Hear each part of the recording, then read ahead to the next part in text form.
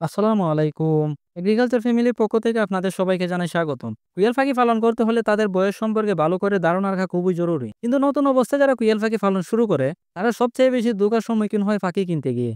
আপনি যদি পাখির বয়স দেখে পাখি কিনতে না পারেন, তাহলে কিন্তু আপনি সঠিকভাবে কুইল পাখি পালন করতে পারবেন না। পাখির বয়স জানলে সঠিকভাবে খাবার দেয়া, চিকিৎসা করা, ডিম উৎপাদনের সময় নির্ধারণ সহ বিভিন্ন কাজে সহায়তা পাওয়া যায়। নিচে কুইল পাখির বয়স বোঝার জন্য কিছু গুরুত্বপূর্ণ লক্ষণ ও পদ্ধতি তুলে ধরা হলো।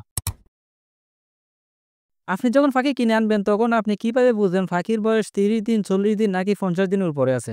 এটা বোঝার জন্য প্রথমে আপনি পাখির ওজন কত সেটা চেক করবেন। এটা বোঝার জন্য প্রথমে আপনি পাখির গড় ওজন কত সেটা চেক করবেন। অর্থাৎ নরমালি একটি ৩০ দিন বয়সের পাখির গড় ওজন ৯০ থেকে ১০০ গ্রাম হয়ে থাকে। এর চেয়ে একটু কম বেশি হতেও পারে। আর একটি ৪০ থেকে ৪৫ দিন বয়সের পাখির গড় ওজন ঠিকমতো খাবার খেলে ১৬০ থেকে ১৭০ গ্রাম হয়ে থাকে। তাহলে আপনি যখন পাখি নিয়ে আসবেন তখন পাখির ওজন চেক করলে আপনি সহজেই অনুমান করতে পারবেন আপনার পাখির বয়স কত হতে পারে।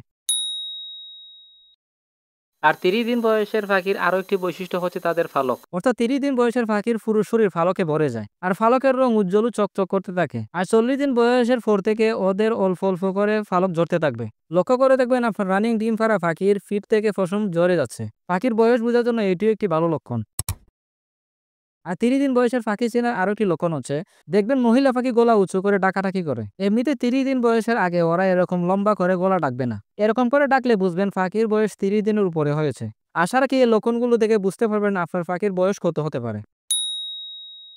আর কোয়েল পাখির বয়স বোঝা যায় মূলত শরীরের আকার, পালকের গঠন, আচরণ এবং ডিম দেয়ার ক্ষমতার উপর ভিত্তি করে। অভিজ্ঞতা বাড়ার সাথে সাথে এসব লক্ষণ থেকে আপনি সহজেই বয়স অনুমান করতে পারবেন। আশা রাখি ভিডিওটি থেকে বুঝতে পেরেছেন কোয়েল পাখির বয়স কিভাবে বের করবেন। বন্ধুরা, ভিডিওটি যদি ভালো লেগে থাকে তাহলে লাইক, কমেন্ট ও শেয়ার করে দিবেন।